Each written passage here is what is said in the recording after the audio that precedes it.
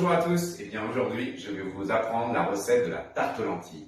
Alors pour commencer une tarte aux lentilles, il faut une pâte à tarte. Et la pâte à tarte, c'est très important, on prend une pâte brisée, pas une pâte feuilletée. Vous pouvez le trouver congelé dans toutes les grandes surfaces. Ok?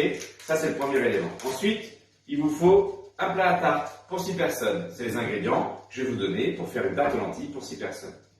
Donc pour ça, vous avez besoin de 2 petits œufs, tranquillement, voilà.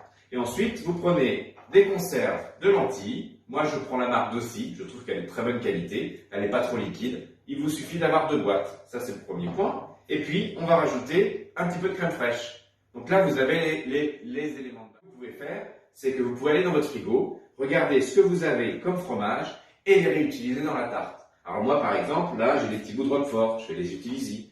Je vais un petit peu de président. Et puis, j'ai aussi du brie. Donc je vais mélanger un petit peu tout ça et je vais vous montrer comment.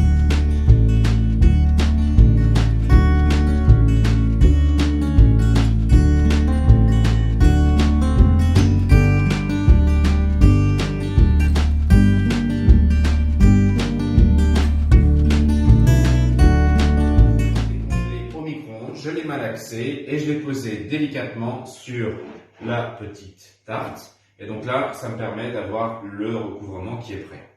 J'ai rajouté un petit peu de fromage en douce et aussi vous pouvez rajouter, alors moi je rajoute un peu de basilic, ça c'est très bien, et puis un petit peu de poivre, pas du sel parce que les lentilles sont déjà extrêmement salées.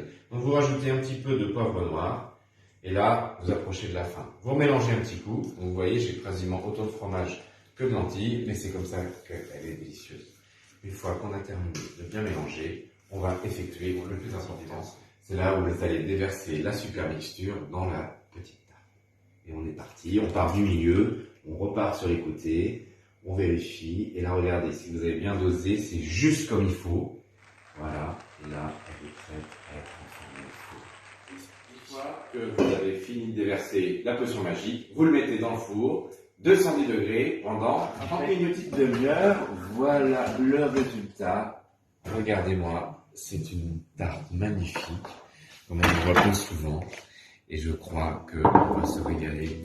Et le principal, c'est de pouvoir la partager avec les gens qu'on aime. Donc si vous avez aimé ma vidéo, vous cliquez sur le petit j'aime. Et on se retrouve très bientôt pour d'autres recettes. C'est aussi le moment très important. Donc c'est là qu'on voit que la cuisson a été parfaite.